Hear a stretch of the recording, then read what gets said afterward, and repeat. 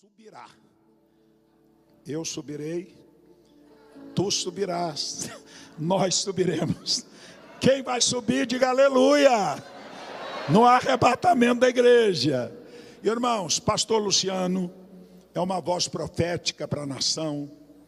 Nós temos acompanhado o seu ministério pela internet, YouTube, Sub12, orvalho.com.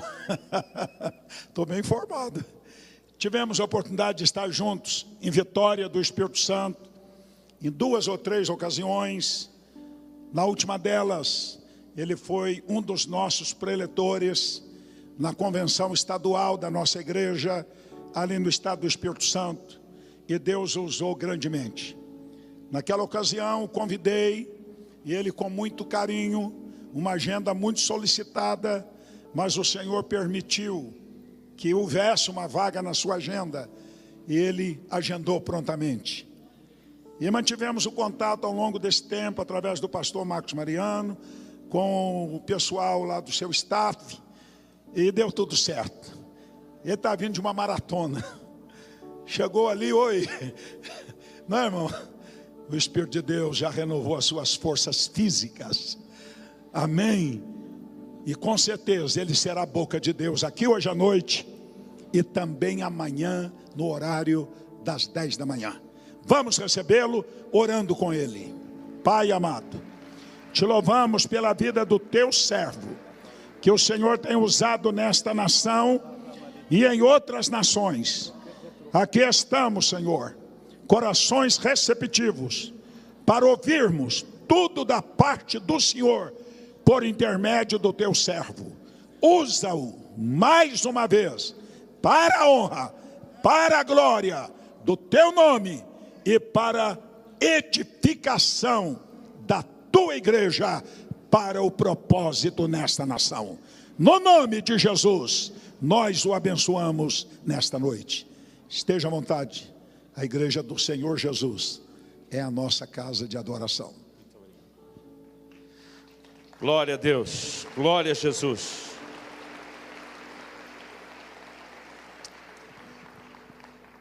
Boa noite a todos, a paz do Senhor. Você pode se assentar. Uma alegria estar aqui com vocês e colaborar com um pouco daquilo que Deus está fazendo nessa convenção. E me sinto realmente feliz diante de cada oportunidade de pregar a palavra de Deus. Nós estávamos falando agora há pouco ao apóstolo Jair, quero estender isso a toda a liderança. Para mim é uma honra poder servi-los.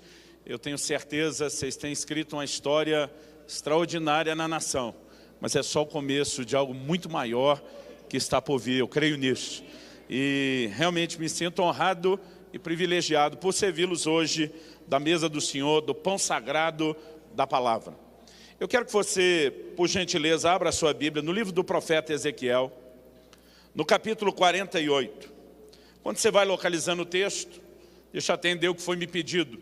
Muitas vezes eu chego em um lugar para pregar, principalmente quando é a primeira vez, e sempre alguém me pergunta, Subirá é seu sobrenome mesmo ou é nome artístico? Eu já adotei a resposta padrão, digo, é profético, né? Porque penso no sobrenome que dá certo para o crente.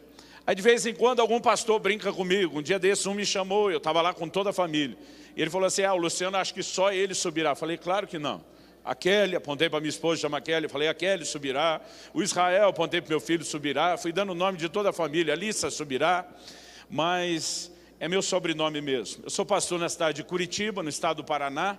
Mas além do ministério pastoral, do qual eu tenho a alegria de estar para completar no finalzinho desse ano 25 anos já, servindo como pastor. Além desse ministério, eu posso dizer que o chamado principal de Deus na minha vida é para que eu possa servir o corpo de Cristo, sem fronteiras denominacionais, através de um ministério de ensino da palavra.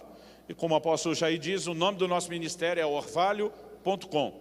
O nome do ministério também é o endereço do nosso site.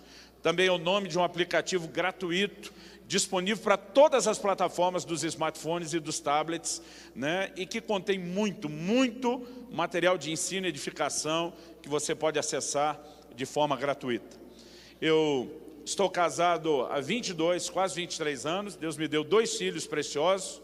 Um deles já está casado. A outra, minha filha mais nova, ainda não tem idade para isso. E acho que nos próximos 30 anos eu vou achar que ela não tem idade. Estou brincando. Mas é uma alegria nós, como família, podemos servir ao Senhor. Eu quero dividir algo com vocês. Por trás do versículo que foi separado para a temática desse evento, santificai-vos, há uma razão que ela é muito bem expressa da parte do Senhor. Quando o Senhor diz, santificai-vos, porque amanhã o Senhor fará maravilhas no meio de vós. Nós precisamos entender a santidade, ou o processo santificador, não apenas como um fim em si mesmo, mas como uma ponte que nos leva a um lugar.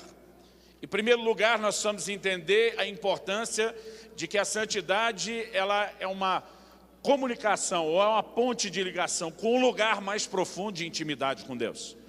Mas santidade também é uma preparação para que a gente possa viver uma nova dimensão de conquistas. Você pode dizer amém? E eu quero ter uma conversa com vocês hoje, e eu preciso que você assim fique comigo, prestando atenção do começo ao fim, porque nós vamos montar um quebra-cabeça. Eu vou usar muito texto bíblico, eu vou usar momentos diferentes da história bíblica, né? E nós vamos tentar montar aqui um quebra-cabeça, para te mostrar que há uma visão, há uma macrovisão em toda a palavra de Deus, a respeito do que é esse projeto de santidade, e o que isso pode desatar na minha e na sua vida. Amém? Ezequiel, capítulo 48. Nós vamos ler, nesse momento, o versículo 11. E eu quero que você possa se recordar do contexto aí do texto. Ezequiel profetiza nos dias do exílio de Babilônia, e ele fala muito do período do pós-exílio.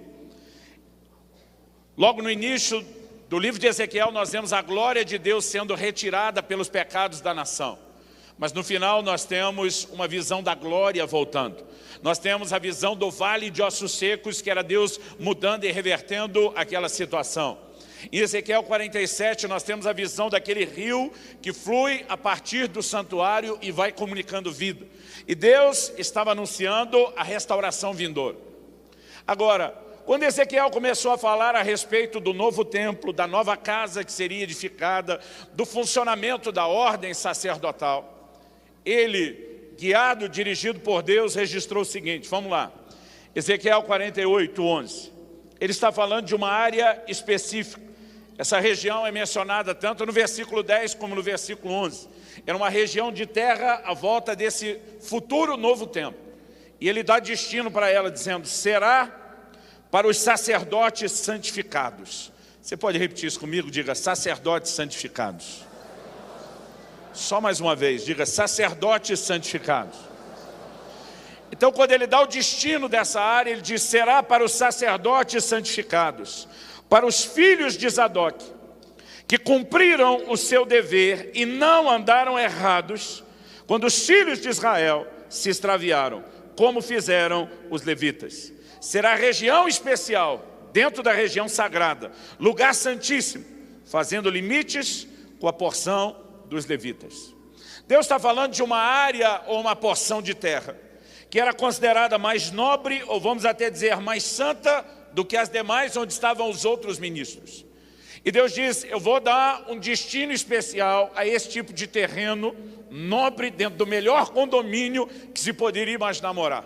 O Senhor diz, esse lugar eu vou reservar como uma herança aos sacerdotes santificados. Eu quero nessa noite falar a respeito de uma herança. E eu quero, baseado não só nesse texto, mas nesse raciocínio que nós vamos construir juntos, eu quero falar com vocês a respeito da herança dos santificados. Se houver um tema que eu possa dar essa mensagem essa noite é esse, a herança dos santificados. Eu quero te mostrar pela palavra de Deus que há uma herança, há um legado da parte do Senhor, reservado para aqueles que entendem o que é o comprometimento com o Senhor. Para aqueles que entendem o que é a resposta, não só de compromisso e obediência, de santidade, mas desse lugar profundo de entrega. E eu quero te mostrar pela palavra de Deus, que tanto a nossa relação em Deus, ou aquilo que vamos alcançar em Deus, como aquilo que nós vamos alcançar no ministério, está diretamente ligado, proporcionalmente ligado à dimensão do compromisso que eu e você teremos com o Senhor.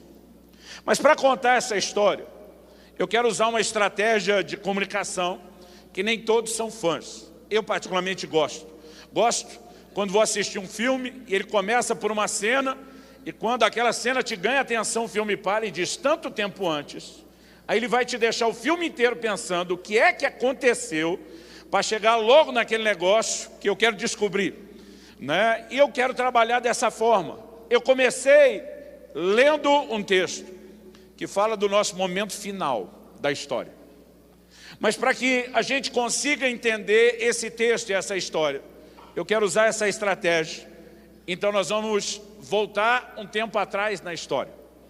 E de vez em quando, nós vamos voltar um pouquinho mais para trás, e talvez um pouquinho mais para trás. E eu quero, não necessariamente só na ordem inversa, mas eu quero construir essa linha de raciocínio com você. Para que a gente entenda não só a herança dos santificados, para que a gente entenda não só o que Deus está falando a respeito desse tipo de sacerdotes que Ele classificou como santificado, mas há uma menção específica que Deus coloca aqui, quando Ele diz os filhos de Zadok. O Senhor está dizendo que esses sacerdotes santificados eram filhos, eram da linhagem, eram da casa de um outro sacerdote chamado Zadok. Para que a gente entenda o que Deus está falando dessa linhagem, nós vamos precisar voltar lá atrás, num tempo onde Deus fez uma promessa. Promessa essa que se concretizou depois nessa linhagem de sacerdotes santificados. Eu quero que você abra a sua Bíblia comigo lá no primeiro livro de Samuel, no capítulo 2. Primeiro livro de Samuel, capítulo 2. E nós vamos ler a partir do versículo 27 até o final do capítulo. A palavra de Deus diz assim: veio um homem de Deus a Eli e lhe disse: assim diz o Senhor, não me manifestei na verdade à casa de teu pai, estando os israelitas ainda no Egito, na casa de Faraó. Aqui ele está falando da casa de Arão, dentro da tribo de Levi.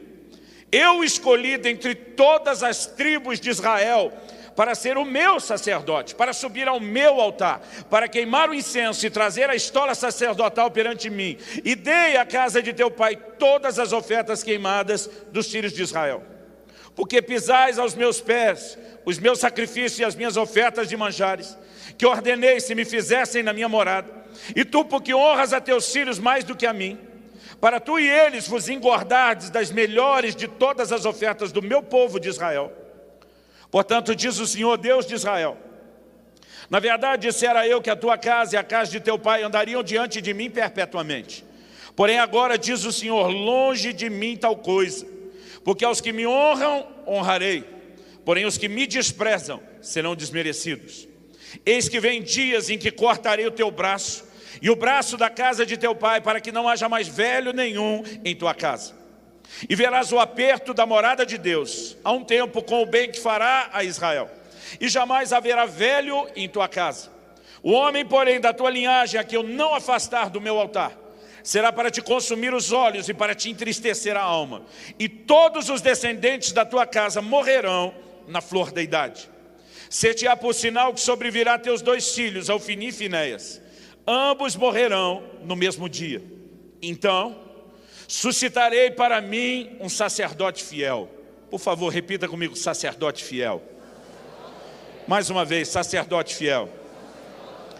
Então suscitarei para mim um sacerdote fiel que procederá segundo o que tenho no coração e na mente. Edificar-lhe-ei uma casa estável. Outra versão, a corrigida, diz uma casa firme. A tradução brasileira diz uma casa duradoura. Edificar-lhe-ei uma casa firme e andará ele diante do meu ungido para sempre.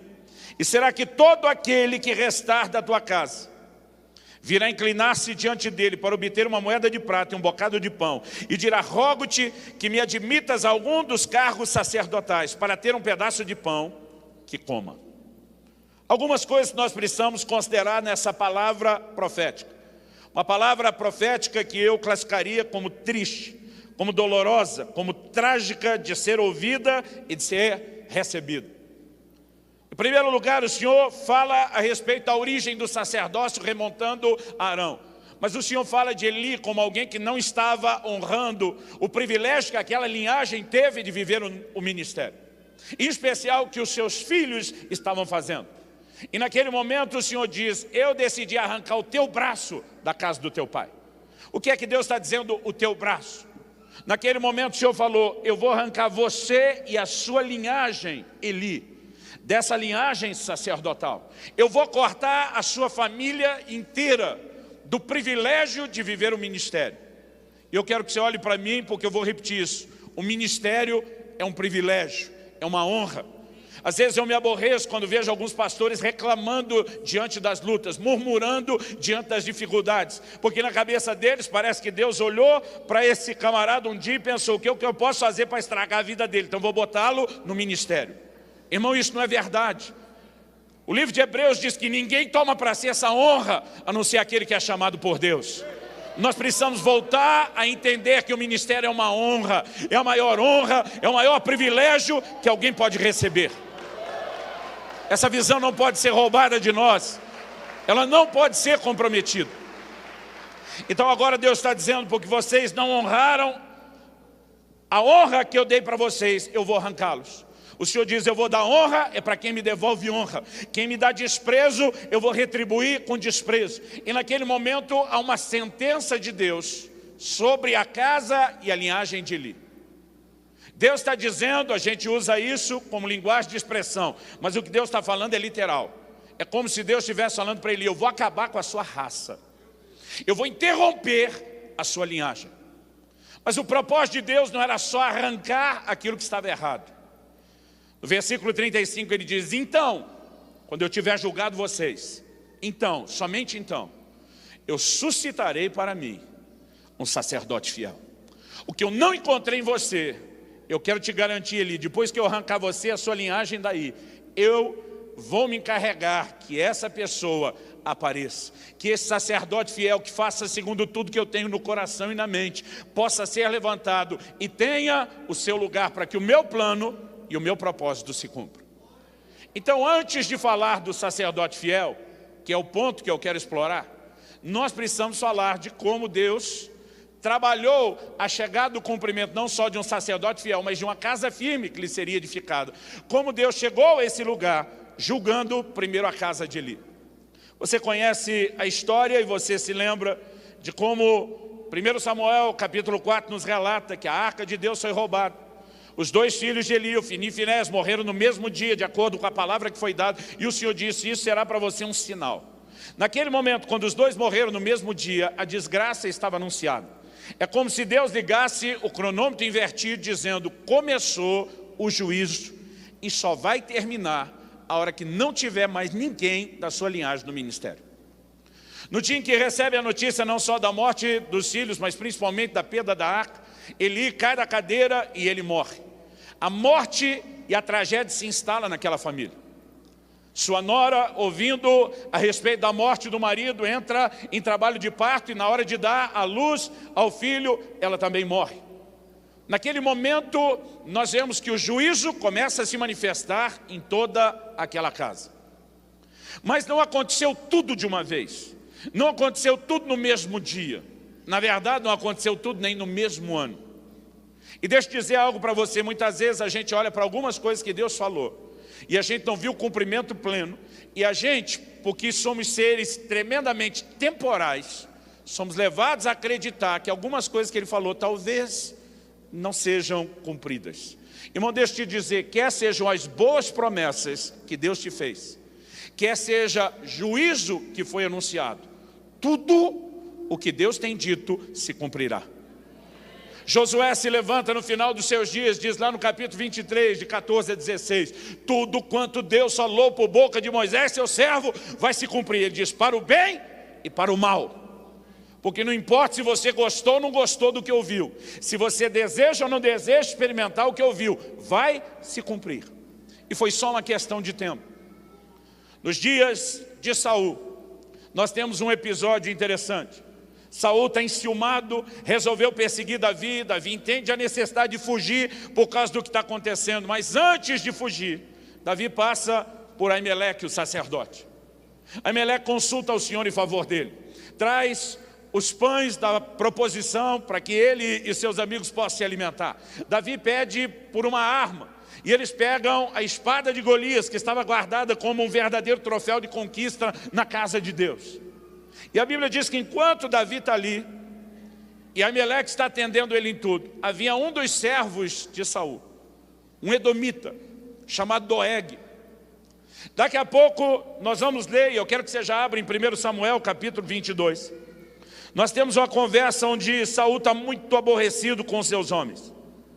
Ele começa a dizer: ninguém vai me falar a respeito do paradeiro de Davi. Eu sou o último a saber de tudo, até que meu filho fez aliança com eles. E aí Saul começa a manipular, chantagear e apertar os seus homens de liderança. Ele diz: vocês acham que quando Davi assumir o trono, vai manter vocês no lugar de confiança que eu dei? Vocês acham que ele vai dar a vocês as vinhas que eu dei? Vocês acham que vocês vão ter os privilégios e as honrarias? E quando eles começaram a pensar no que iriam perder, rapidinho eles decidiram cooperar. Então Doeg diz: olha, eu vi Aimeleque consultando ao Senhor em favor de Davi. É a última notícia que eu tenho de Davi.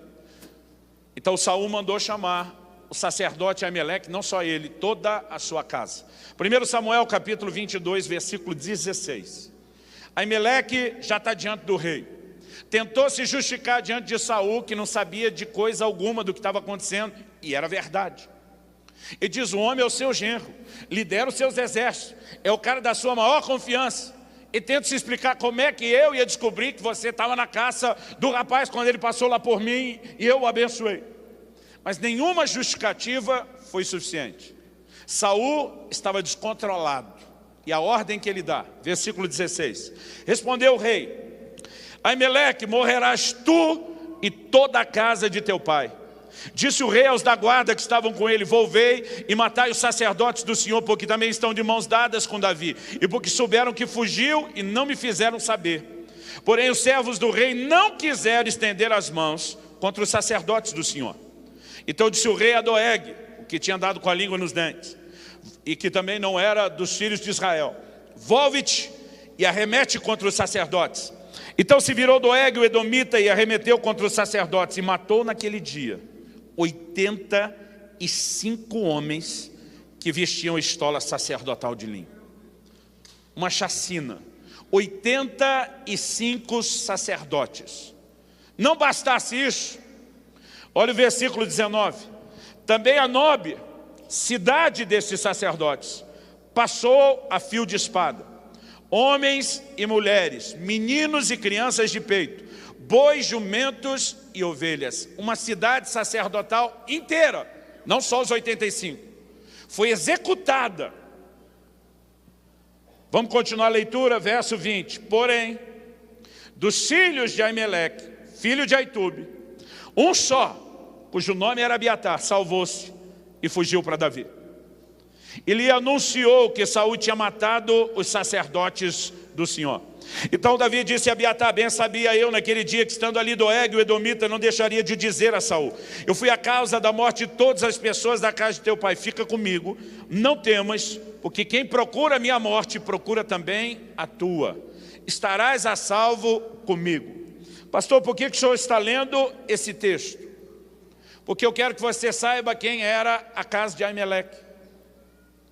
A Bíblia diz, de uma maneira muito clara aqui para mim e para você, que Abiatar era da linhagem de Aitube. Quem era Aitube? Filho de Eli. E 1 Crônicas, no capítulo 24, no versículo 3, você pode conferir isso se você estiver anotando. Eu não vou gastar tempo dando toda a genealogia, mas em 1 Samuel 14, no versículo 3, a Bíblia também nos fala dessa linhagem de Eli. E é nessa linhagem de Eli que o juízo prometido agora está sendo executado. Porque Deus não falou para ele, vai ser só você e os seus filhos morrem no mesmo dia. O Senhor diz, eu vou arrancar a sua casa, a sua linhagem toda. Aqueles, depois da morte de Eli, dos 2 filhos de Eli, todos aqueles da linhagem que sobraram, exceto Abiatar, que foi o único que escapou, foram todos executados no dia em que a ordem de matar Aimeleque e executar toda a cidade de Nob aconteceu. Nós podemos olhar aqui para Abiatar e chamá-lo ou classificá-lo como o último dos moicanos. O restante, o único sobrevivente de uma linhagem. E durante todos os dias de Davi, você percebe que Abiatar tem um lugar especial no sacerdócio. Até porque Davi carrega um senso de culpa. Quando eu fui lá, eu tinha que ter previsto, eu tinha que ter imaginado.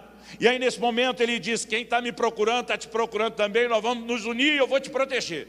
Então durante a vida de Davi, Abiatar foi praticamente intocável por qualquer pessoa.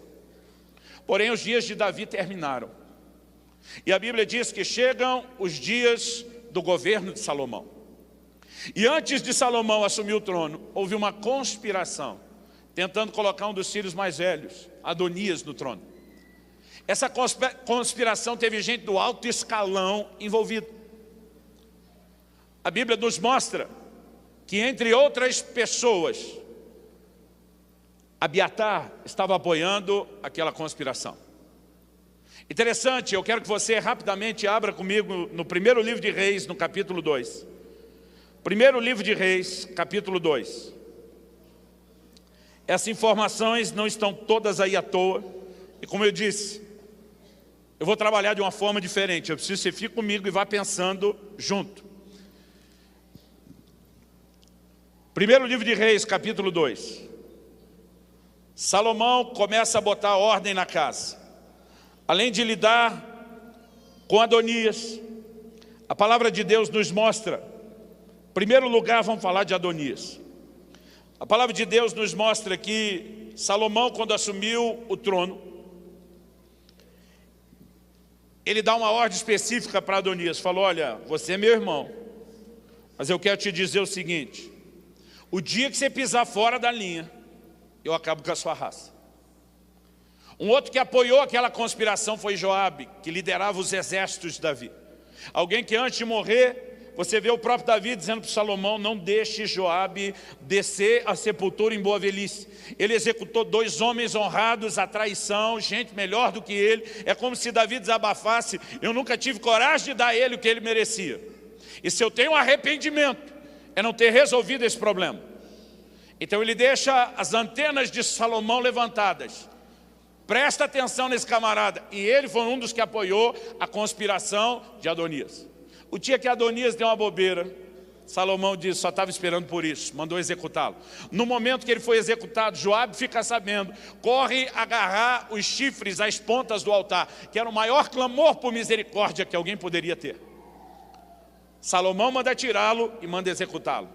Mas quem mais estava envolvido na conspiração? Porque Joabe era o que nós podemos chamar da força política, da força militar, mas tinha a força religiosa. Ele teve o apoio de Abiatar. E primeiro livro de Reis, capítulo 2, versículo 26 e 27 diz assim, e a Abiatar, o sacerdote, disse o rei, vai para Anatote, para os teus campos, porque és homem digno de morte, porém não te matarei hoje, porquanto levaste a arca do Senhor Deus diante de Davi meu pai, e porque te afligiste com todas as aflições do meu pai. Expulsou, pois, Salomão a Abiatar. Agora preste atenção, era só uma vingança? Era só uma rixa antiga sendo resolvida? Não. Observe a razão que a palavra de Deus dá. Expulsou, pois, Salomão a Abiatar, para que não mais fosse sacerdote do Senhor, cumprindo assim a palavra que o Senhor dissera sobre a casa de Eli em Siló. Porque Deus diz a Eli, eu vou acabar com a sua raça, eu vou tirar toda a sua linhagem de lá. Enquanto havia um único sobrevivente, e Abiatar era o último deles, funcionando no ministério, a palavra ainda não tinha se cumprido.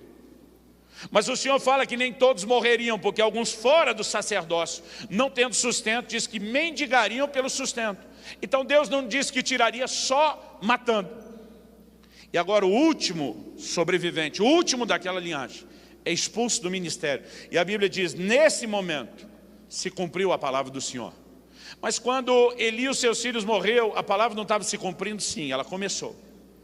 Quando Aimeleque e todos aqueles sacerdotes e toda a cidade de Nob foi executada, a palavra não tinha se cumprido? Sim, ela estava se cumprindo. Mas o desfecho, o encerramento da remoção acontece nesse dia.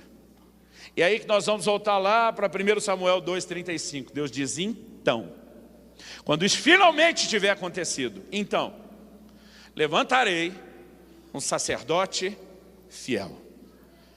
E agora que se cumpriu a primeira parte da profecia, virá a segunda. Quem carregou a arca da aliança junto com Abiatar durante todos os dias de Davi? Um sacerdote chamado Zadok. Com a remoção de Abiatar do ministério, você não consegue distinguir quem era o sumo sacerdote com clareza, porque eles alternavam essa liderança. Mas quem assume a liderança do sacerdócio nos dias de Salomão, com a remoção de Abiatar? Zadok. Zadok, cujo nome significa justo, e até isso é simbólico. Assume o sacerdócio, e ele não apenas foi um homem de integridade nos seus dias, mas qual era a promessa? Deus diz, eu vou levantar um sacerdote que seja fiel, obviamente nos seus dias, na sua geração. Mas aí Deus diz, eu vou lhe edificar uma casa firme. O que é que Deus estava dizendo? Eu vou conseguir que o DNA de fidelidade desse homem seja replicado geração após geração, com continuidade e sem interrupção. A promessa da casa firme ao sacerdote fiel é a base de tudo que nós vamos terminar daqui a pouco falando dessa linhagem de Zadok lá na frente.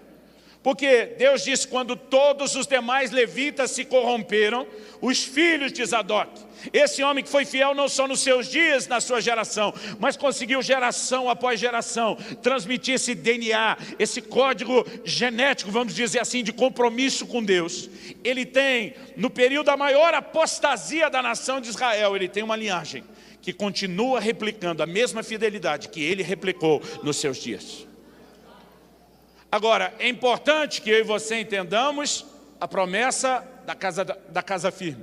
Porque, na verdade, desde o início nós vemos Deus lutando por algo. Nós vemos um Deus que tem um propósito claro e definido para o ministério do que Ele quer, aonde Ele quer chegar, o que Ele quer construir com aqueles que decidem cooperar com Ele. E eu quero te mostrar pela palavra de Deus um padrão. Porque o zelo de santidade e a promessa de um sacerdócio perpétuo, várias vezes na Bíblia, elas estão conectadas. Então agora nós vamos voltar um período de tempo no passado ainda mais. Abra sua Bíblia comigo em Números, no capítulo 25. Antes de falar da linhagem, da descendência de Zadok, eu quero falar da ascendência de Zadok. Porque o que Deus está profetizando e realizando a partir de Zadok não é uma inovação. É um sonho antigo. Então nós precisamos construir essa visão agora, diante de Zadok. Mostramos que o sacerdote fiel prometido, e a promessa da casa firme é para Zadok, mas antes de falar dele, da sua descendência, vamos falar da sua ascendência. Números, capítulo 25. Para a gente ganhar tempo, enquanto você localiza o texto, eu vou dar o pano de fundo. A nação de Israel saiu do Egito, caminhando agora rumo à terra prometida. Eles começam do lado de cá do Jordão conquistar alguns povos, alguns reinos. E a Bíblia diz que o rei de Moabe, preocupadíssimo com aquele mar de gente, só dos homens de guerra de 20 anos de idade que puxavam da espada, alistado no exército, de 20 anos de idade para cima, a Bíblia diz eram 600 mil homens de guerra. Se você der para cada um deles uma esposa só e 3 filhos, que para a época era uma média para lá de generosa, tanto de esposa como de filho, e multiplicar esses 600 mil por famílias de 5, você tem no mínimo 3 milhões de pessoas andando naquele deserto. Então eu quero que você imagine essa multidão, esse mar de gente está chegando. E Moabe tem notícia daquela multidão se aproximando. O rei de Moabe, Balaque, ele apela e ele contrata Balaão. Balaão é uma figura mística. Enquanto alguns tentam olhar para a ideia dele como profeta, porque Deus também usou, a figura dele como alguém místico é muito mais forte. E ele é contratado por uma alta quantia de dinheiro para tentar amaldiçoar o povo de Deus, mesmo Deus dizendo a ele que não fosse. A Bíblia diz no Novo Testamento que Balaão amou o prêmio da injustiça. E aí ele tenta amaldiçoar o povo, num monte, num segundo, num terceiro, num quarto. Em cada uma das tentativas, quando ele vai amaldiçoar, Deus transforma as palavras dele em bênção. E ele mesmo mostra que não é possível amaldiçoar o povo a quem Deus abençoa. Balaque fica aborrecidíssimo e diz: você vai perder a grana toda que eu te ofereci. Imagina Balaão dizendo: cara, não tem como tocar nesse povo, eles são intocáveis, eles são inamaldiçoáveis. A maior força do planeta é quem os protege. Quem é que vai superar esse muro de proteção? Na linguagem informática eles usam a expressão firewall, que significa o muro de fogo. O Senhor disse através do profeta: eu, Senhor, serei um muro de fogo à vossa volta. Pensa no firewall que nós temos à nossa volta. E diz: não tem como. O Deus que os defende é a maior força. Ele é imparável, ele é invencível. Eu imagino que quando Balaão está falando disso, espera aí, eu acho que eu tive uma ideia. Se a gente não pode tocar no povo, porque a força que os defende é a maior, não adianta tentar insistir nisso. Só tem um jeito de ferir esse povo. Imagina o Balaque perguntando: como? Ele disse: se a gente fizer com que o Deus que os protege, o Deus que hoje é aliado, se transforme em inimigo. Porque se Deus for de aliado a inimigo e resolver atacá-los, ele também é a maior força do universo, ele é imparável, ele é invencível, e aí esses caras estão lascados. Imagina o Balaque perguntando: como é que nós vamos fazer o Deus que fez deles o seu povo e aliado deles virar inimigo? Ele falou: eu tenho uma ideia. E só em Números 31, 16, que nós vamos descobrir que o que aconteceu aqui em Números 25 foi conselho de Balaão. Essa artimanha é considerado algo tão maligno que no Apocalipse o Senhor Jesus fala daqueles que têm o conselho de Balaão. Ele fala de uma estratégia maligna que continua sendo replicada. Qual era a estratégia de Balaão? Balaão diz para Moabe: pega as mulheres do seu povo, envia elas ao arraial dos israelitas e manda essas mulheres seduzirem os homens de Israel. Mas o preço da prostituição natural que elas vão cobrar será prostituição espiritual. Em troca dos préstimos sexuais, elas não vão aceitar dinheiro nem presente material. Elas vão exigir que os filhos de Israel se curvem diante dos deuses delas. E o que na cabeça deles eles acham que vai ser barato, vai custar muito mais caro. E foi isso que aconteceu. Números 25, acompanhe comigo, versículo 1. Habitando Israel em Sitim, começou o povo a prostituir-se com as filhas dos moabitas. Estas convidaram o povo ao sacrifício dos seus deuses, e o povo comeu e inclinou-se aos deuses delas. Juntando-se Israel a Baal-peor, a ira do Senhor se acendeu contra Israel. Disse o Senhor a Moisés: toma todos os cabeças do povo e enforca-os ao Senhor ao ar livre, e a ardente ira do Senhor se retirará de Israel. Então Moisés disse ao juiz de Israel: cada um mate os homens da sua tribo que se juntaram a Baal-peor. E eis que um homem dos filhos de Israel veio e trouxe aos seus irmãos uma midianita perante os olhos de Moisés e de toda a congregação dos filhos de Israel, enquanto eles choravam diante da tenda da congregação. Já há arrependimento, já há uma ordem de juízo. Enquanto a turma está chorando pela dor de ter que matar os seus entes queridos, se envolveram, esse abusado, na cara dura, traz essa mulher para o arraial. Olha o que diz o versículo 7. Vendo isso, Finéias, filho de Eleazar, o filho de Arão, sacerdote, levantou-se do meio da congregação e, pegando uma lança, foi após o homem israelita até o interior da tenda e os atravessou, ao homem israelita e à mulher, a ambos pelo ventre. Então a praga cessou de sobre os filhos de Israel. E os que morreram da praga foram 24.000. Então disse o Senhor a Moisés: Finéias, filho de Eleazar, filho de Arão, sacerdote, desviou a minha ira de sobre os filhos de Israel, pois estava animado com o meu zelo entre eles, de sorte que no meu zelo não consumi os filhos de Israel. Portanto dize: eis que lhe dou a minha aliança de paz. E ele e a sua descendência depois dele terão a aliança do sacerdócio perpétuo. observe isso, aliança do sacerdócio perpétuo. Porquanto teve zelo pelo seu Deus e fez expiação pelos filhos de Israel. Agora vamos começar a pensar junto. A falta de zelo de santidade de Eli e da sua casa, a falta de temor e honra a Deus expressa por meio da santidade, fez com que eles fossem removidos do ministério. Mas aqui Deus encontra um camarada fiel, dizendo: eu não vou aceitar ninguém brincando com o pecado e zombando de Deus e dos nossos valores dessa forma. Um homem que, tomado de zelo, pega a lança e executa o casal. Deus diz: ei, ele não estava lutando contra pessoas ou um casal.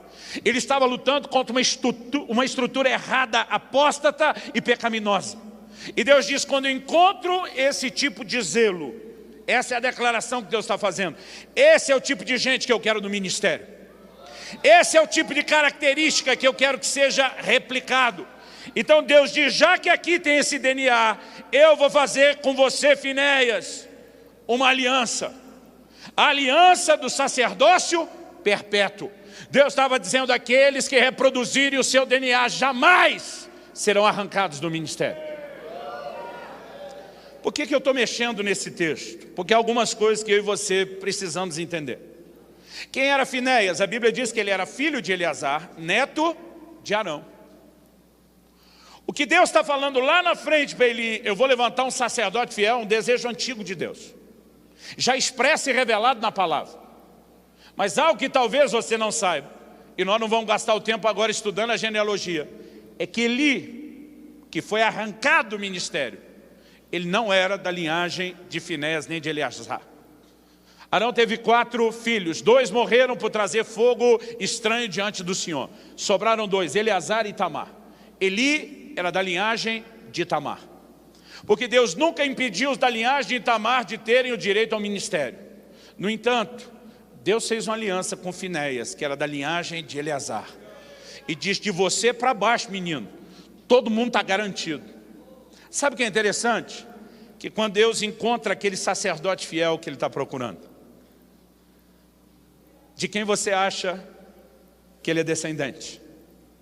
A palavra de Deus nos mostra, e é muito interessante a gente ter essa compreensão, em 1 Crônicas, no capítulo 6, dos versículos 49 a 53, você descobre que Zadok é nada mais, nada menos do que da linhagem de Finéias, filho de Eleazar, neto de Arão.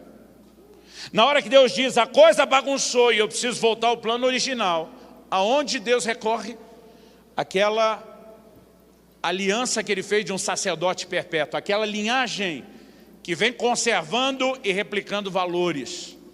E nesse momento é que Zadok é separado.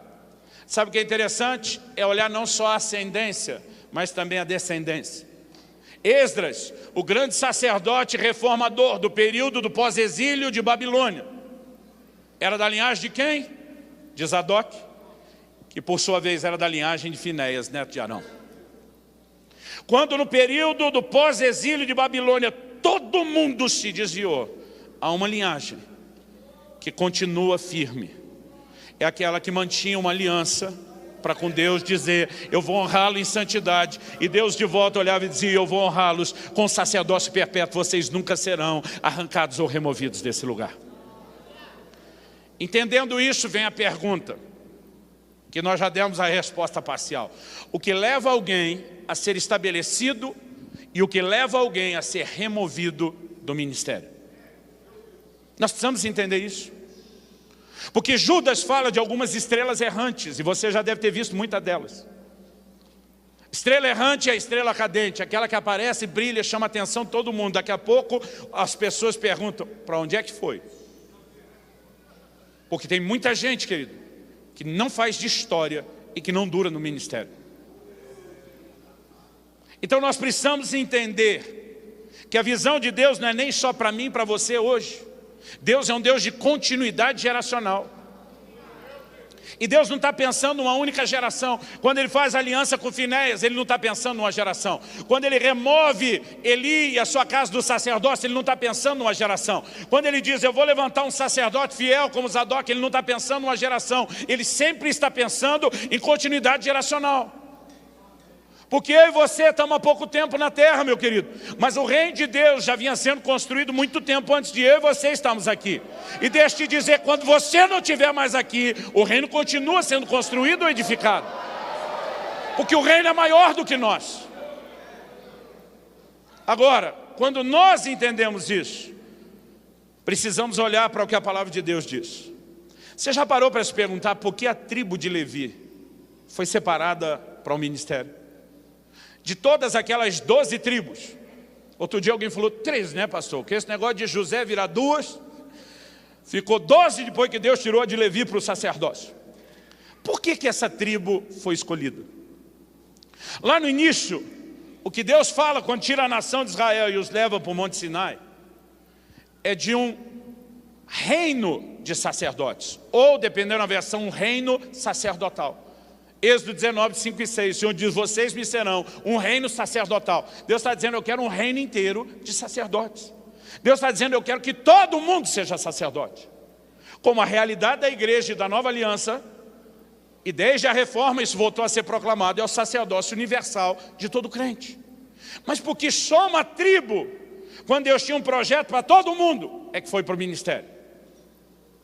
Você não vê Deus falando desde o início que tinha que ser a tribo de Levi.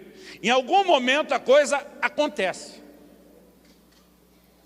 Abra sua Bíblia comigo em Deuteronômio, no capítulo 10, e nós vamos ver quando aconteceu. Porque quando a gente entende quando, a gente vai conseguir descobrir por quê.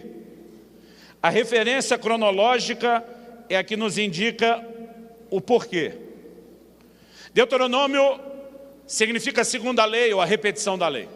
Além de repetir os pontos principais do resto do Pentateuco e de trazer os highlights, os melhores momentos da nação de Israel, nós temos algumas informações que são bem resumidas e nos ajudam a enxergar o todo no livro de Deuteronômio.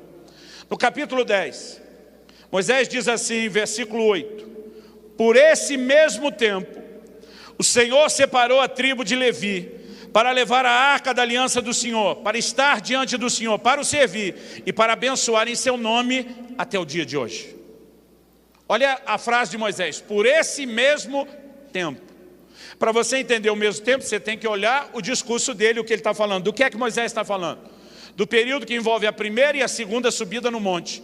Os 2 períodos de 40 dias diante do Senhor, quando ele recebe as tábuas da lei. Se foi nesse tempo que o Senhor separou o povo, será que há algo na Bíblia que nos ajude a entender o que é que aconteceu, que colocou a tribo de Levi nesse tempo, para cumprir e executar o sacerdócio? Vá comigo agora para Êxodo, capítulo 32. Eu falei que a gente ia construir de trás para frente.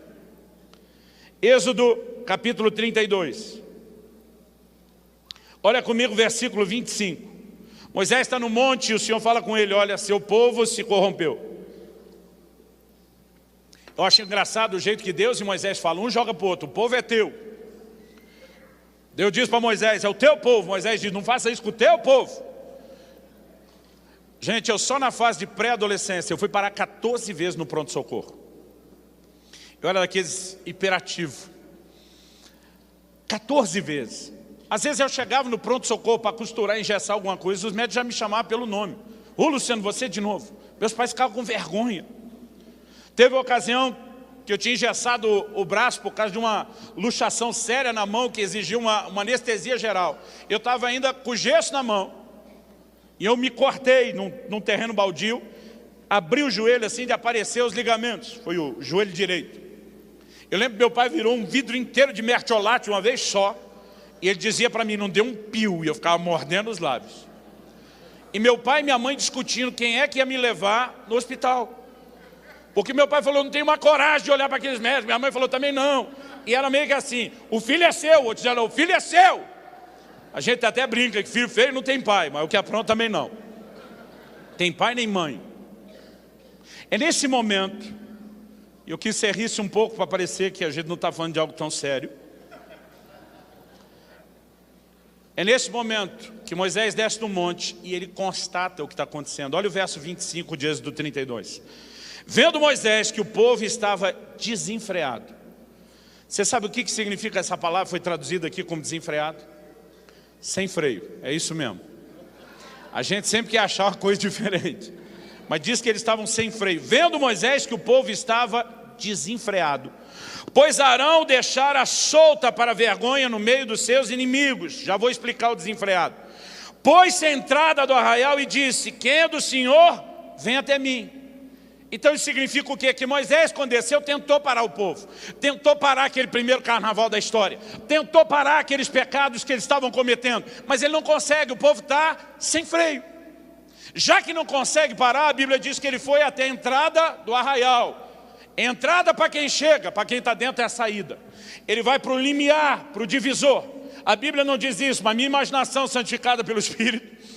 Isso é desculpa a gente inventar o que não está escrito. Eu sempre imagino Moisés pegando a vara e fazendo a risca no chão, lá na divisa do arraial. E depois de fazer aquela risca, ele do lado de cada risca, ele diz: quem é pelo Senhor, passa para o lado de cá. Ele diz: não dá para definir se tem alguém aí dentro. E eu não consigo parar a bagunça. Então quem está do lado do Senhor, vem para cá. O que diz aí o texto bíblico? Então, se juntaram a ele quem? Todos os filhos de Levi. Não alguns, não a maioria, todos. Inclusive, com o perdão da palavra, o cabeção do Arão, que tinha feito aquele bezerro de ouro. Ele cai em si: o que é que eu estou fazendo? Olha para aquela risca e diz: é ruim, cansei de agradar os 6 cambadores do lado de Deus. E essa turma vem toda para o lado de cá. Quando eles estão do lado de lá, o que é que acontece? Olha aí o versículo 27, aos quais disse. Qual foi a razão de ter tirado essa turma de lá para cá? Agora ele vai dar uma palavra específica para quem veio do lado de cada risco. Aos quais disse: assim diz o Senhor, o Deus de Israel: cada um cinja a espada sobre o lado, passai e tornai a passar pelo arraial de porta em porta, mate cada um seu irmão, cada um seu amigo e cada um o seu vizinho. E fizeram os filhos de Levi segundo a palavra de Moisés, e caíram do povo naquele dia uns 3.000 homens. Pois Moisés dissera, essa é a chave: consagrai-vos hoje ao Senhor, cada um contra o seu filho, contra o seu irmão, para que ele vos conceda hoje bênção. É como se Moisés do lado de cada risca dissesse: cambada, o que eu vou pedir para vocês é tenso, é pesado. Mas se vocês tiverem a capacidade de obedecer o comando que Deus está dando, vocês recebem hoje, por essa atitude de vir para o lado de cada risca, por essa atitude de manter o zelo de santidade, vocês vão receber uma bênção. Lá na frente Moisés diz: foi nesse tempo que Deus separou a tribo de Levi. O que é que ele está procurando desde o início, meu querido? Quando Deus deu instruções a Moisés sobre como deveria ser toda a indumentária do sumo sacerdote, ele diz: o que vai amarrar e firmar a mitra, o turbante, que era o símbolo de autoridade, ele diz: será uma coroa de ouro, uma lâmina de ouro puro com a inscrição: santidade ao Senhor. Deus está dizendo: eu quero que meu ministro venha a público e que todo mundo consiga ler nele o compromisso que ele tem comigo. E que esse compromisso não seja só dele comigo, seja algo que ele sustente diante do povo, me honrando com esse compromisso. Por que eu estou contando a história de trás para frente? Porque quando a gente chega lá na frente e vê a herança dos santificados, irmão, não é algo que Deus mudou no meio do caminho, é algo pelo qual ele está lutando desde o início. Você acha que essa história de Êxodo 32, deles entenderem que foi meter a mão na espada, executar as pessoas que amavam, que os colocou no ministério, você acha que não é esse tipo de história, contar de geração após geração, que não ia passando para frente? Você acha que o que em Números 25 move Finéias até aquela atitude de passar a mão na lança e dizer: Deus já mostrou a forma de resolver isso, tem que ter seriedade com ele, tem que ter zelo de santidade. Irmão, não estou falando de legalismo, eu estou falando de zelo de santidade. Quando seu coração entende que essa é uma das maiores expressões de honra que eu e você podemos dar a Deus. Então, o que leva alguém a ser estabelecido? Sua fidelidade a Deus, seu compromisso. Será que no Novo Testamento isso mudou? Não, Paulo escreve aos Coríntios e diz: o que se requer dos dispenseiros é que eles sejam encontrados fiéis. Não mudou nada. O plano ainda é o mesmo, o projeto ainda é o mesmo. Agora pergunta: o que leva alguém a ser removido do ministério? Pergunte para Eli. E ele vai te responder a falta de fidelidade e compromisso. Ao longo da Bíblia, todas as pessoas que foram removidas do lugar onde poderiam ter cumprido o propósito de Deus, foram removidas por infidelidade ao Senhor. Eu não sei você, mas quando eu era pequeno e lia a Bíblia, eu ficava imaginando que Saul foi uma espécie de fantoche, alguém que Deus colocou ali provisoriamente, já que o povo queria um rei ajeitado, disse, então tá bom, brinca com esse aí até arrumar alguém que preste. Na minha cabeça, eu nunca imaginei que Saul teve uma chance real. Mas eu quero te mostrar que ele teve. Eu quero que você abra a sua Bíblia, por favor, comigo aí. Em 1 Samuel, no capítulo 13 e no versículo 13. Primeiro livro de Samuel, capítulo 13, versículo 13. E nós vamos continuar sustentando a ideia de que o que remove alguém do ministério é a sua falta de fidelidade a Deus. Então disse Samuel a Saul, 1 Samuel 13, 13. Procedeste neciamente não guardar o mandamento que o Senhor teu Deus te ordenou, pois teria agora o Senhor confirmado o teu reino sobre Israel para sempre. Que conversa é essa de confirmar o reino para sempre?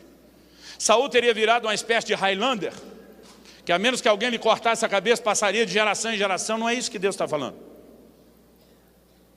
Há uma conta que normalmente eu e você não fazemos. Até porque essa conta não está no Velho Testamento, ela só está no Novo. Quanto tempo Saul reinou? O Velho Testamento não fala.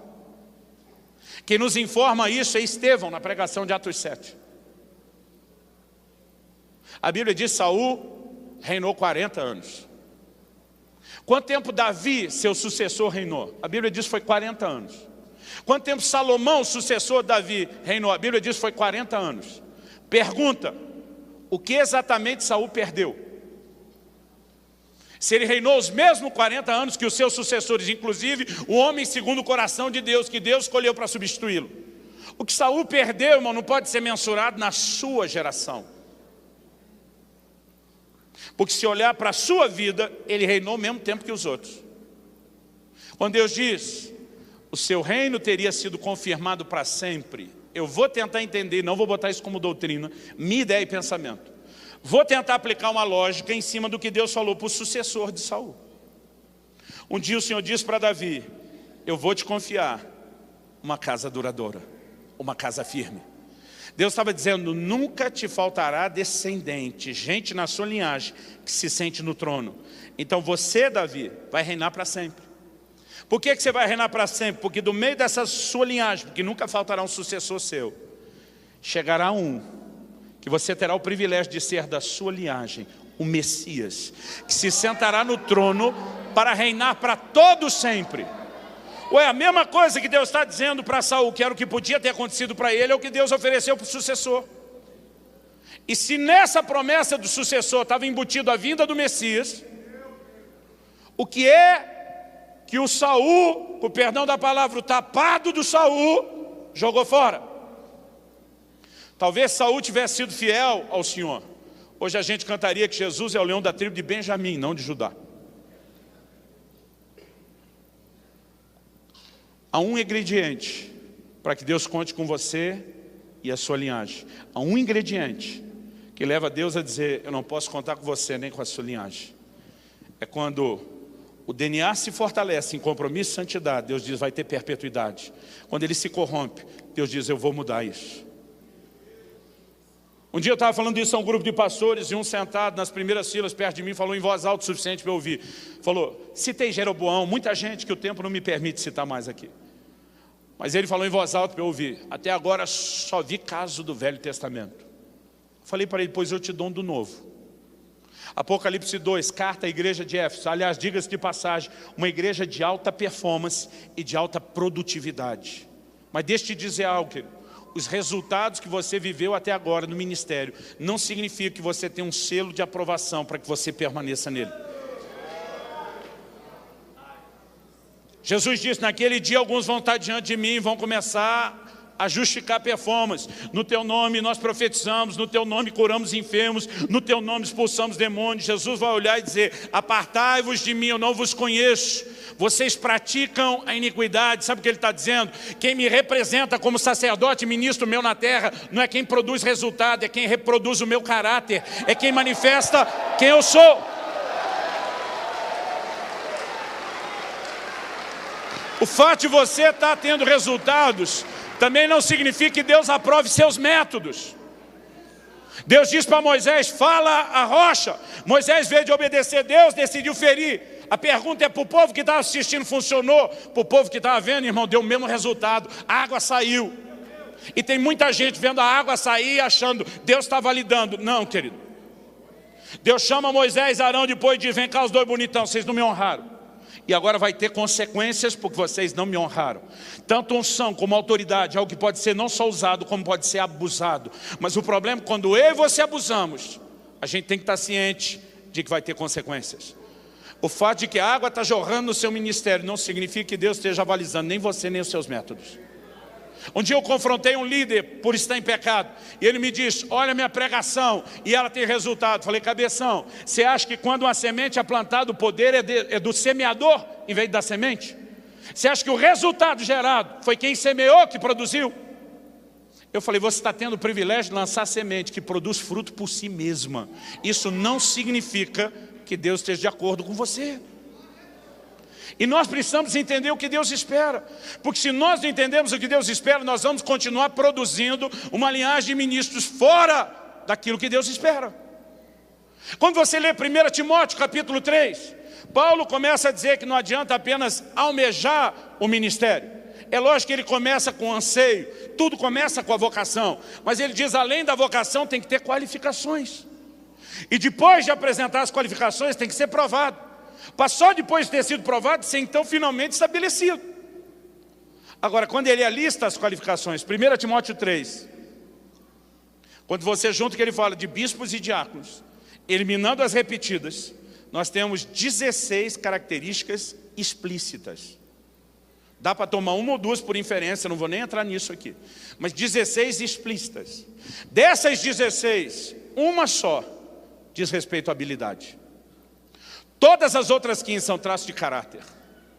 Minha pergunta: o que é mais importante para o ministério, habilidade ou caráter? Se você olhar para essa conta, 15 traços de caráter e uma habilidade só.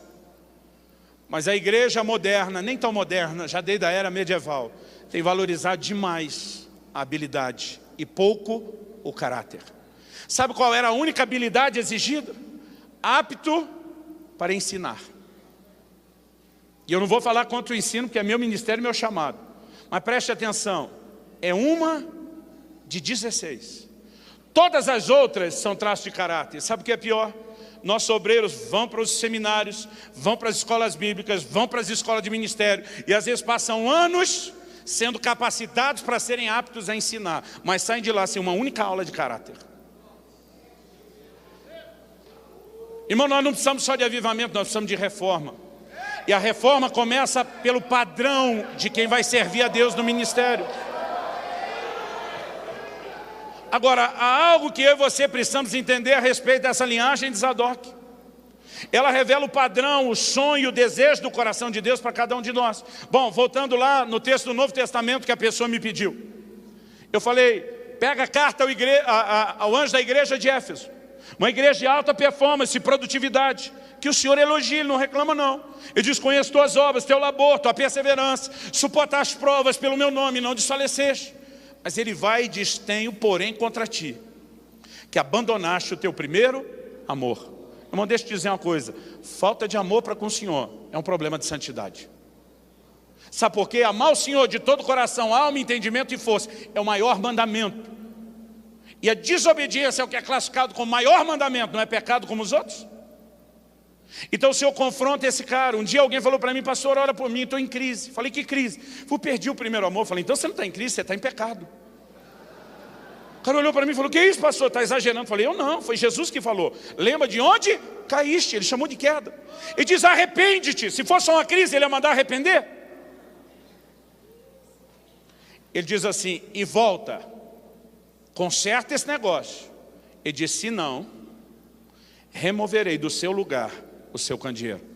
Vamos decodificar o que Jesus falou? Capítulo 1 de Apocalipse, João vê 7 candeeiros de ouro e 7 estrelas. O anjo explica e diz, as 7 estrelas são os anjos das 7 igrejas da Ásia, os candeeiros são as igrejas. Agora Deus está falando com o anjo da igreja de Éfeso, se você não arrepender e não consertar o seu pecado, eu pego de volta o candeeiro, a igreja que eu te confiei. O Novo Testamento continua sustentando, não só que o que se requer dos dispenseiros é que sejam encontrados fiéis, mas ele sustenta que isso pode levar alguém a ser removido do ministério. Nós precisamos voltar à origem e ao padrão de Deus. Quem está entendendo, diga amém. E nós começamos lá naquela cena de Ezequiel, e é em Ezequiel que nós vamos terminar. Vá comigo para Ezequiel, capítulo 44. A gente leu o primeiro 48, e agora nós vamos terminar no 44, que fala a mesma coisa.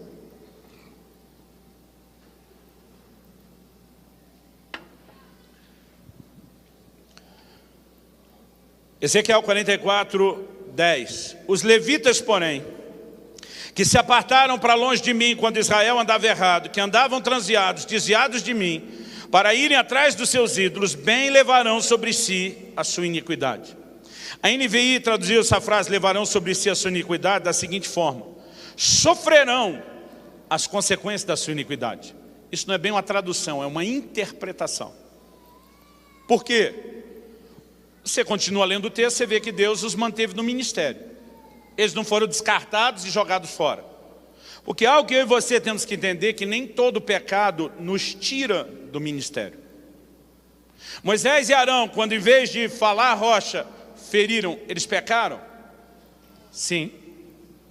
Eles foram tirados do ministério? Não. Pastor, então tem pecado que não tem consequência? Não, tem pecado que a consequência não é ser arrancado.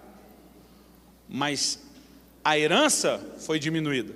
Deus chama os dois bonitão e diz, nenhum de vocês vai entrar na terra prometida.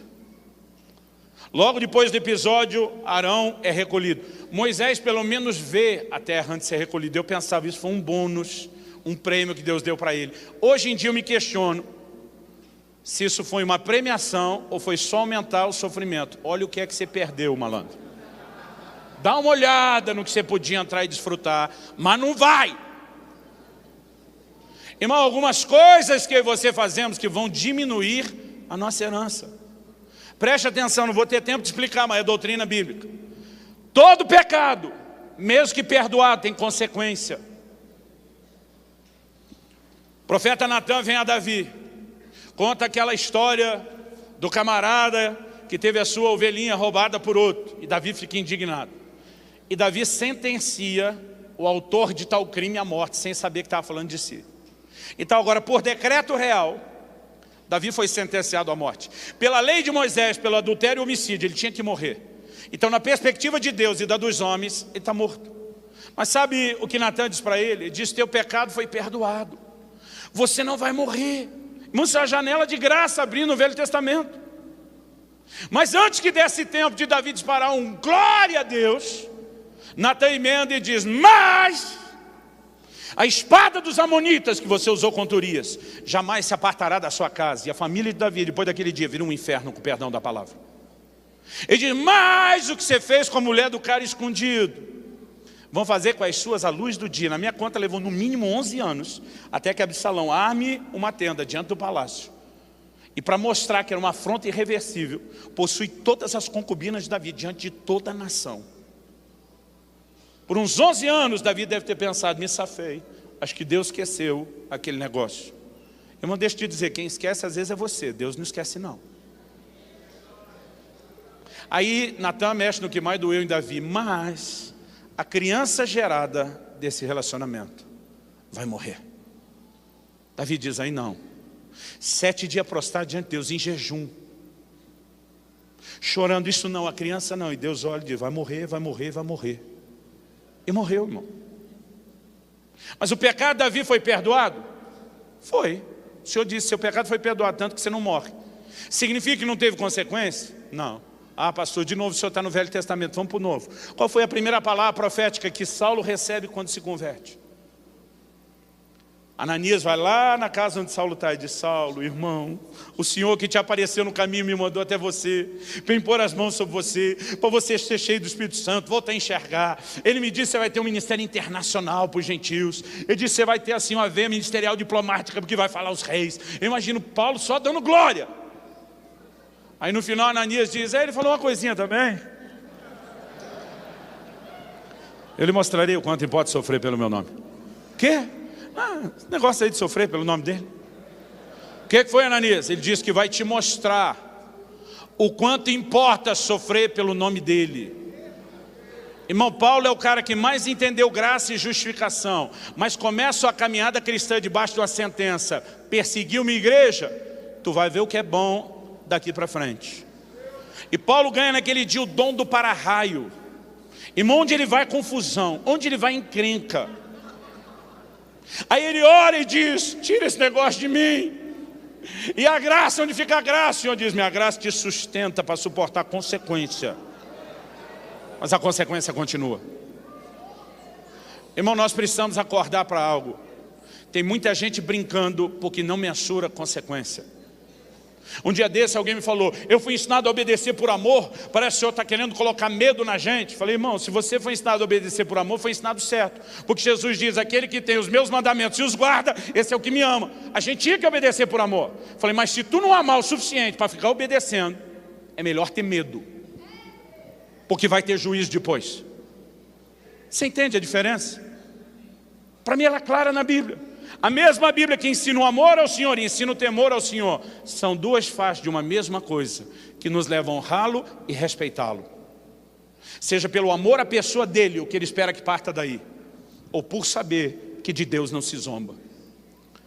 Esse tipo de coisa tem que ser resgatado. Esse tipo de entendimento tem que ser resgatado. Por quê? Vamos voltar a falar aqui do Ezequiel 44:10. Os levitas, porém, que se apartaram para longe de mim, quando Israel andava errado, que andavam transeados, desviados de mim, para irem atrás dos seus ídolos, bem levarão sobre si a sua iniquidade, ou sofrerão as consequências. Quais serão elas? O texto diz: contudo, eles servirão no meu santuário como guardas nas portas do templo, ministros dele. Eles imolarão o holocausto e o sacrifício para o povo e estarão perante este para lhe servir. Porque lhe ministraram diante dos seus ídolos e serviram a casa de Israel de tropeço e de maldade. Por isso, levantando a mão, jurei a respeito deles, diz o Senhor Deus, que eles levarão sobre si a sua iniquidade. Não se chegarão a mim para me servirem no sacerdócio. O que aconteceu com eles? Deus rebaixou esses sacerdotes à função de meros levitas. E disse: vocês vão servir a casa, vão servir o povo, auxiliem os sacerdotes, mas vocês não serão mais sacerdotes. Foram perdoados? Foram. Foram tirados do ministério?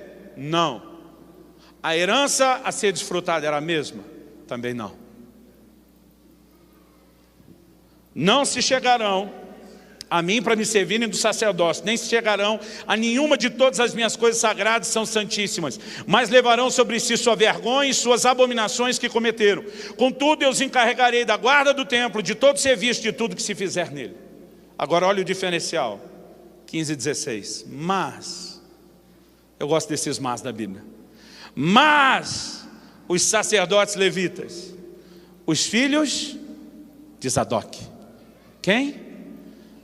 Os filhos de Zadok, aquela linhagem que Deus chama de sacerdotes santificados, que cumpriram as prescrições do meu santuário quando os filhos de Israel se extraviaram de mim. Eles se chegarão a mim para me servirem, estarão diante de mim para me oferecerem a gordura e o sangue, diz o Senhor Deus. Eles entrarão no meu santuário, se chegarão à minha mesa para me servirem, cumprirão as minhas prescrições. Deus diz: quer saber quem vai ter a maior honra dentro dessa casa? Quer saber quem vai ter a maior herança diante de mim? Os filhos de Zadok, que me honraram, quando todos os demais não fizeram. Irmão, deixa eu te dizer, não é porque todo mundo está fazendo a coisa errada que o errado virou certo. Deus ainda está atrás de um remanescente, que diga: eu vou honrá-lo, custe o que custar. Eu vou ser fiel a Ele, custe o que custar. Princípios não serão negociados, a santidade não será comprometida. Agora preste atenção, nós estamos falando há muitos anos e décadas no Brasil a respeito de um avivamento. Não há nada que pavimente tanto o caminho de um avivamento como um processo de santificação que começa com arrependimento e nos conduz a um lugar de comprometimento com Ele. Foi por isso que o Senhor disse: santificai-vos. Porque amanhã, agora ainda não dá, porque o negócio está feio. Mas amanhã, o Senhor fará maravilhas no meio de vós. A santidade não é um fim em si mesma. Ela vai nos levar para o lugar que Deus quer. Mas eu e você precisamos entender, querido, a herança dos santificados. Há uma herança física, como aquele pedaço de terra, a volta do templo de Ezequiel 48:11. Mas a melhor e a maior de todas as heranças é você ter o próprio Deus dizendo: esse eu quero aqui, na minha presença, diante de mim. Porque eu honro aqueles que me honram, mas eu desprezo aqueles que me desprezam. Eu não vim aqui te apontar o dedo, eu não vim aqui jogar pedra em você, mas eu espero ser uma voz profética do coração de Deus, para promover não só o entendimento de uma visão bíblica do que Deus espera dos seus ministros. Eu sei que aqui nós não temos só pastores, nós temos líderes de todos os níveis, e nós temos muita gente que nem sabe ainda que vai ser líder. Mas eu acredito que o propósito dessa palavra não é parar apenas naqueles que estão aqui ouvindo. Deus quer levantar pessoas que vão abraçar essa verdade de tal forma e dizer: isso será parte do meu código genético, do meu DNA, que eu vou transmitir nos filhos, tanto naturais como espirituais. Eu quero que você fique em pé para parecer que está acabando.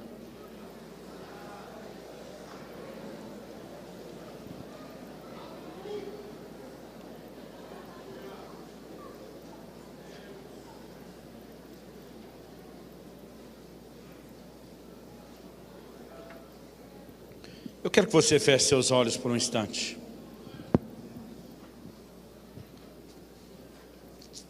Pela misericórdia de Deus, nas últimas décadas, eu tenho viajado esse Brasil todo. Quando eu digo todo, é todo. Cada canto de cada estado. Eu já estive em quase 50 nações. E se tem uma coisa que eu gosto de fazer: conversar com pastores e líderes. É aprender com eles, não só com os acertos, mas também com os erros. E se tem algo que eu não aguento ver mais, e não aguento ouvir mais, é a história de ministros que caíram, de gente que tropeçou. Irmão, deixa eu te dizer,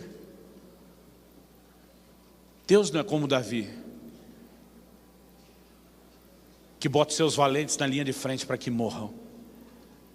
O plano de Deus não é que o ministério seja uma missão suicida, mas muitos de nós temos transformado o ministério numa missão suicida, porque ignoramos princípios.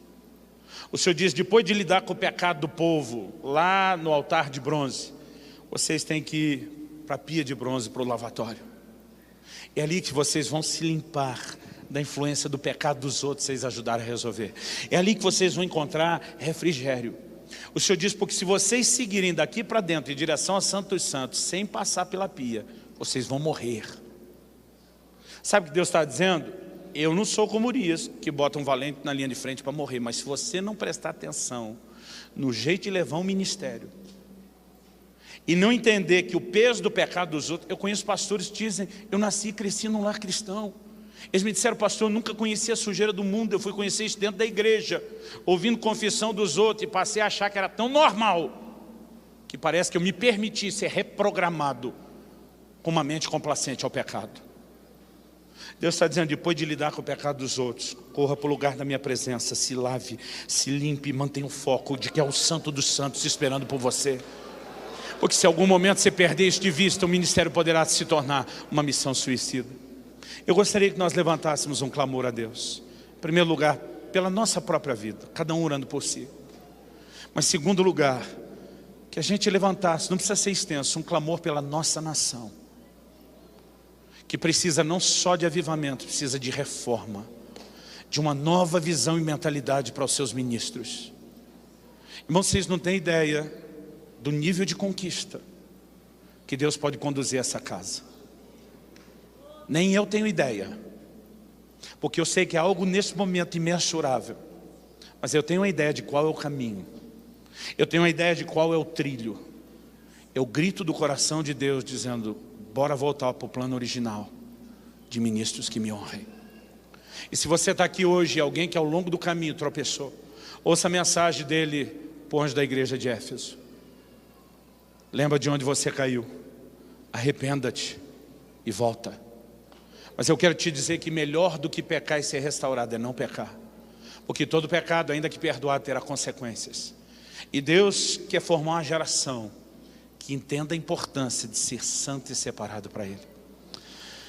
Meu Deus, se o teu Espírito não vivificar a tua palavra, terá sido só um discurso, uma palestra ou uma aula qualquer. Mas nós clamamos que o teu Espírito ilumine os olhos do nosso entendimento. Nós oramos por compreensão espiritual e não só racional. E nós oramos que a tua palavra hoje seja como um martelo que esmiuça a penha naqueles corações endurecidos.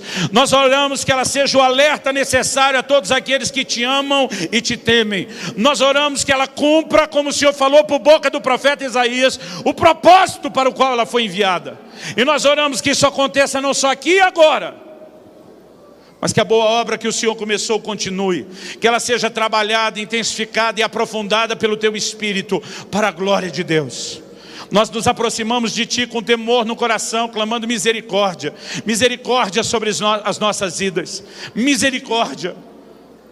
Queremos nos lembrar da oração que Jesus nos ensinou e deveríamos fazer diariamente. Não nos deixe cair em tentação, livra-nos do mal.